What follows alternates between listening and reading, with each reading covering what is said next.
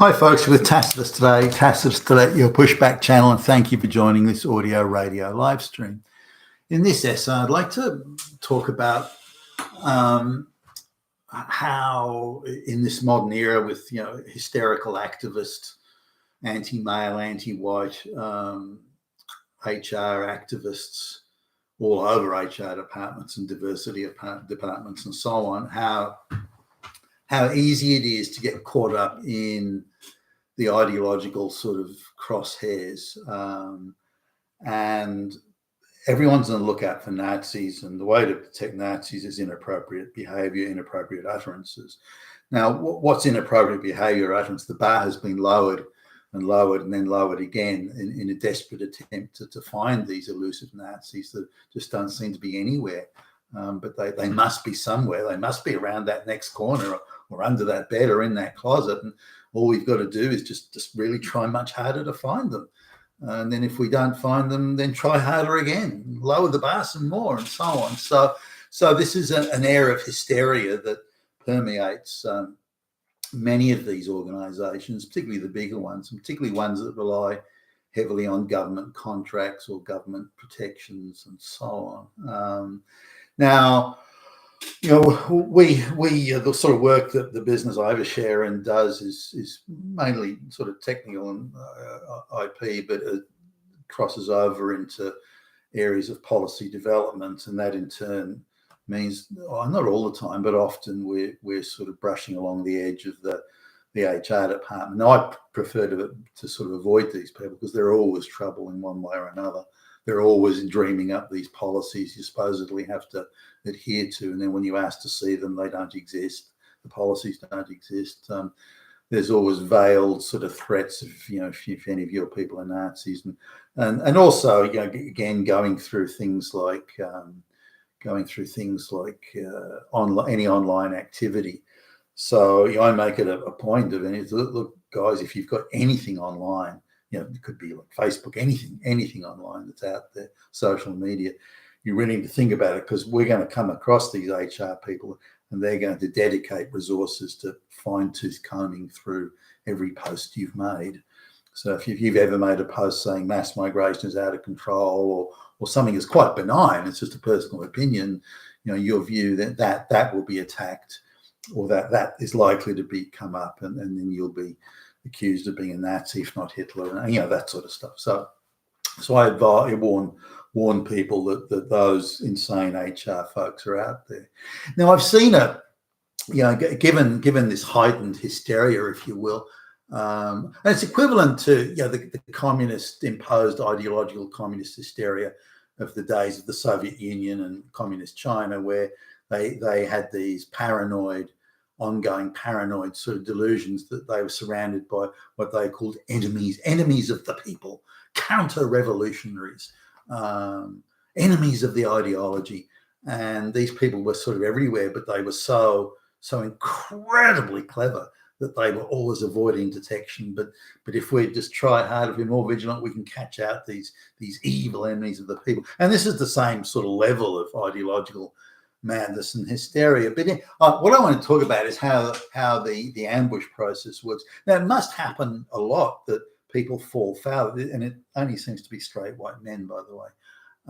If a black man does it, different culture, so what's the, but for straight white men, they're held to the highest of the high standards of, and they get the lowest of the low bars of that they've committed some sort of a crime, misdemeanor or offence or something like that. So it's outrageously positioned in that sense. But so I saw a guy, and I didn't get the whole thing, and we weren't close enough to hear it word for word or so on. But given the amount of frequency that I hear about it and see it, given I'm not out every day in the in the office situation. I'm mostly in my own office or working from home. I'm not out on the client's office or the customer's office. So given the amount of times I'm out, how often I see it, I assume it must be seriously widespread. But it goes like this. Now, if you get accused of some sort of, this is like the race, gender, transgender type hustle ideology stuff. If you get accused of some wrongdoing, what I see most people do, and the shock and the panic and the ambush, they would just babble out, babble out some answer. But the way the HR departments and their commissars approach things is that, well, you did it, you're guilty, you're bad. I mean, you're a fucking straight white male, for Christ's sake. So you're already a Nazi. So if you come clean and make a full confession, grovel before us, make a full confession, then we'll go easy on you. But if you try and deny it or push back against us, then it's going to be bad for you. The only way out you've got is confession. And then so that's really the approach. So it's ambush, and then prejudge guilty, confess, and we'll go easy on you. Don't confess, you'll probably be out of a job, you'll probably never work again, you're screwed. But confess, beg forgiveness, just show us that you're a good ideology, a little funky, and we'll go easy on you. We'll have to make an entry in your employee file, of course, that you're you've made some incorrect utterance or inappropriate utterance. We're going to do that, but we don't. We will go easy. You'll still keep your job, but confess and grovel, and we'll see what we can do. Now, a lot of people, particularly if they got responsibility, maybe they got family or something like that, they'll do that. They'll babble out, okay, well, I didn't mean it. Well, I only said such and such. I didn't know, and that. So they'll do that sort of thing in a blind panic. And but so I watched a guy getting nobbled, but I didn't hear it all, and I was in there, but I sort of got as close as I could without making it look like I was getting close, so I could hear what was going on, so I could really do a video about it. That was all. But this was the approach. Well, hey, Billy Bob, a male member of staff. So this shows just how bad it is, by the way. A male member of staff. We can't mention his name. A male member of staff has come forward and told us about this grievous transgression for proper behaviour. This breaking every company policy. We may have to involve the SWAT team, the FBI, the CIA, the police, Interpol. Everyone's going to, because of the fucking crime you committed. So a male member of staff can forward the inappropriate things you've said and done. We can't say what they are. So they've got Billy Bob in. They've obviously said something like, "Oh, Billy Bob, do you have a moment? We just want to have a chat. What about us, Billy Bob?" "Oh, well, we'll tell you when we get there," which is a red flashing light of the first magnitude whenever somebody says that. But so they say, well, Billy, a male member of staff, can't mention his name, has really come to us about a very, very serious matter about a female staff member. We can't tell you her name. We can't tell you when it occurred. We can't tell you what was said. But if you confess to this crime that we can't say who, where, when, what, that, we can't tell you. If you confess to it, because you must know what it is, you fucking damn Nazi. You must know what you did. You know what you said, you guilty fuck. If you confess and grovel, beg forgiveness, sign an open-ended apology, then we'll let you off. We'll go easy on you. We'll let you keep your job. But gee, one more incident after this, and we will have to involve the police or and so on. So scare the living shit out of the guy. Now, of course, it's all bluff and bluster and try on and all this sort of thing. But the guy doesn't know that. Maybe he's not a very sophisticated guy. Maybe the shock of the ambush hitting him just like that, and the threat, as he thinks about the possibility, holy fuck, I'll never work again. Those sort of things. And he panics and he just babbles. Well, what do they want? They want a confession. Got it. I confess any crime you want. It's the equivalent of as I said, equivalent of really the methods of torture that we use, say, during the during the communist era in Russia or China, or the various religious wars and persecutions that went on in the Middle Ages and and so on. The Spanish Inquisition, this sort of thing, where well, somebody said that you did something, so we'll just torture you until you confess to it. Well, what did I do? You know what you did, so you damn well confess. And they put people on the rack and the thumb screws and fuck knows what to force a confession. And so the people, of course, under that sort of torture would confess to anything. I jumped, I traveled to the moon and back yesterday. Yeah, done. I did it. Okay, just stop fucking torturing me. And this is not dissimilar. You're being threatened with, you'll never work again, excommunication, this sort of thing. That's heavy stuff. That's, in my view, the equivalent of torture. And also a harassment campaign where, there'll be whispers put around the organization that you're an oppressor of women or something, or something like you're a Nazi or whatever. So, and you'll be shunned by people who otherwise would have had a chat to you around the water cooler or in the around the coffee making machine and so on. So this is the equivalent, in my view, at least, of torture. And it's being inflicted by the HR ideological commissars trained to believe there are Nazis everywhere. And so this guy starts to babble out a confess. Yes, I'll confess. Anything I did. Yes, I did it. I didn't mean it. And so the babbling confession comes out. What should you do in these sort of circumstances? And I've done another video or two about this in the past. Or about similar sort of situation. This guy went down like a sack of shit, seriously. The guy went into full panic mode, and I don't think he could remember a word that he was babbling out.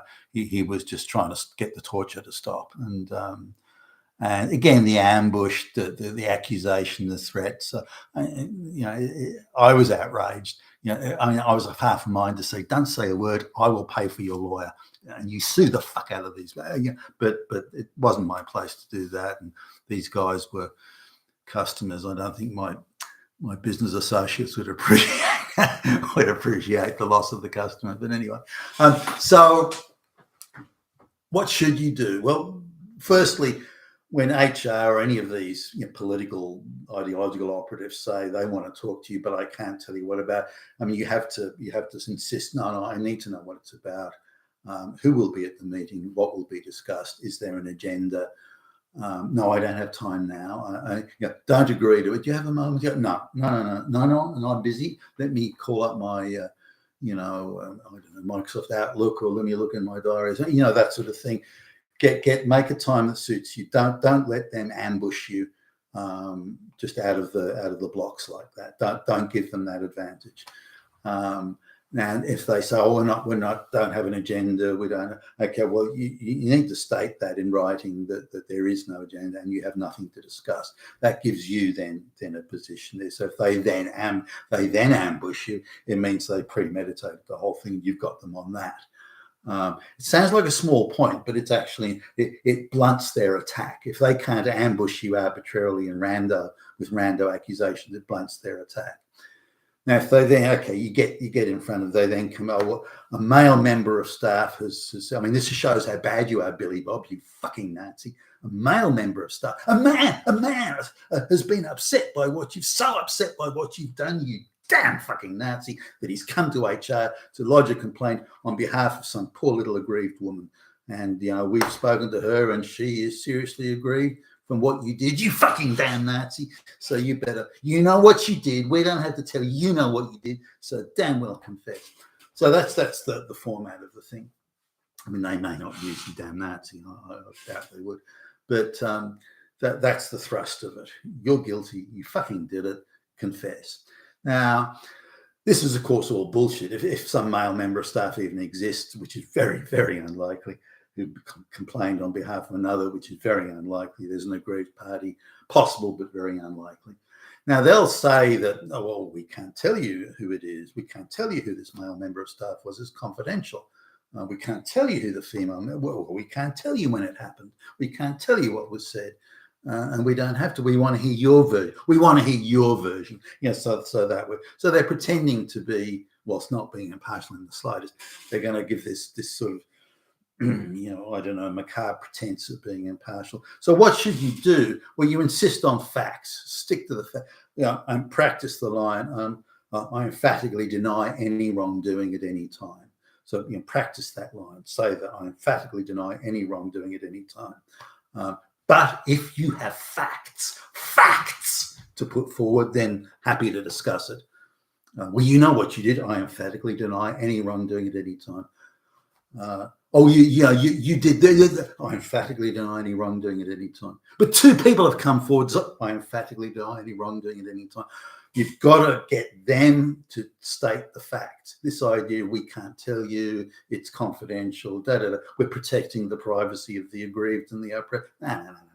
You have to deliver facts. If there's been wrongdoing and it's come to the point where we're having a meeting about it and you're making accusations about it, then we have to deal in facts.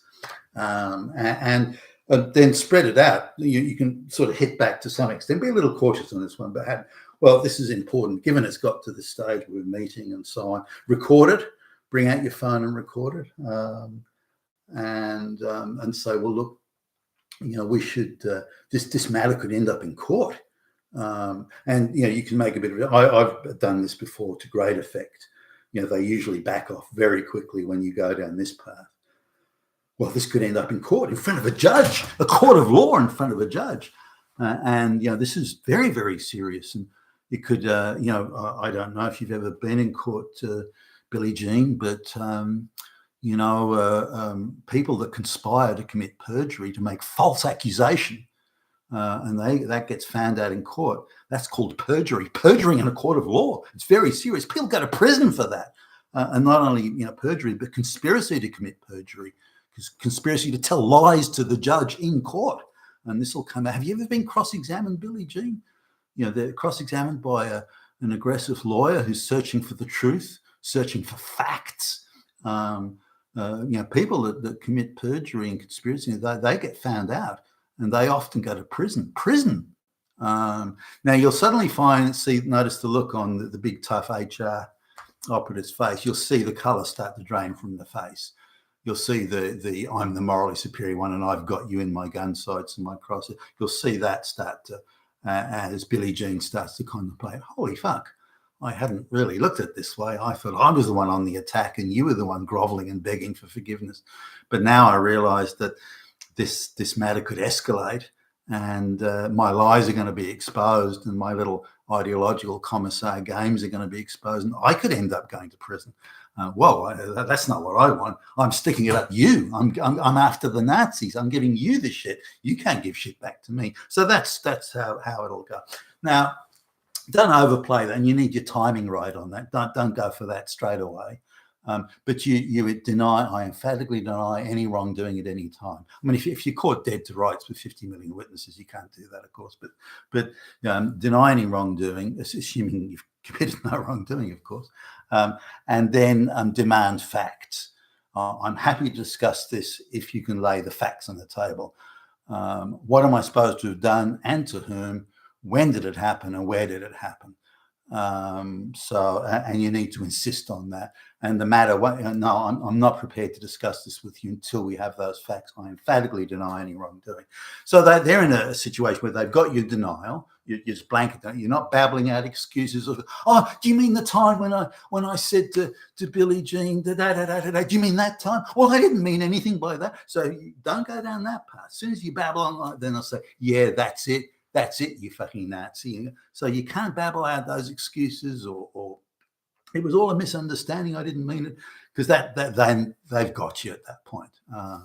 Whether you did or didn't do anything wrong, they've got you, and then they can backfill the whole thing by going to the Billie Jean and saying, did you have a conversation with Billy Bob last week about? Oh yeah, were you offended? Oh, not really, no. Yeah.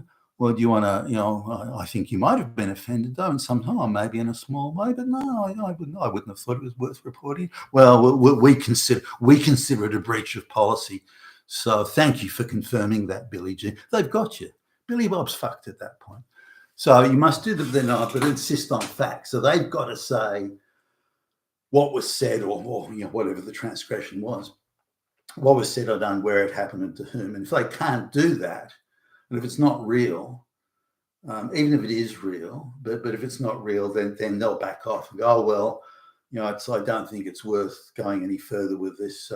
They'll accuse you of being non-cooperative. It's your fault, not theirs, this sort of thing. But that's the end of it. And then you follow up with a note of some sort, or an internal mail, which you keep a copy of, incidentally, saying that I refer to our meeting today, where there were possible vague, unsubstantiated, unproven allegations which have no facts in support. You must put no facts in support, and that we will not be discussing the matter further, and you keep a copy of that. So these are sort of things you have to do, but too often now, and again, it must happen a lot given the amount of times I see it, that these most men, or most people, doesn't have to be a man, most people will panic when they get the ambush accusation, and just the sheer, the impact of the shock, if you like. And again, given it seems to be they don't go after the people who do misbehave. They seem to go after, from what I can gather, at least straight white men who they don't misbehave at all. That they're not seen as people who misbehave or do inappropriate things. They're more seen as standard, and in ideological terms, standard bearers of the patriarchy. It's those guys they seem to want to go after, and it's all prearranged, choreographed, and so let's get that guy. That prick, he's got so much self-assurance and white privilege. Let's get him. Let's accuse him of something. Just watch him babble and grovel to us as we assert our ideological dominance. It's more along those lines. You've been with Tacitus today, your Pushback channel. Thank you for listening.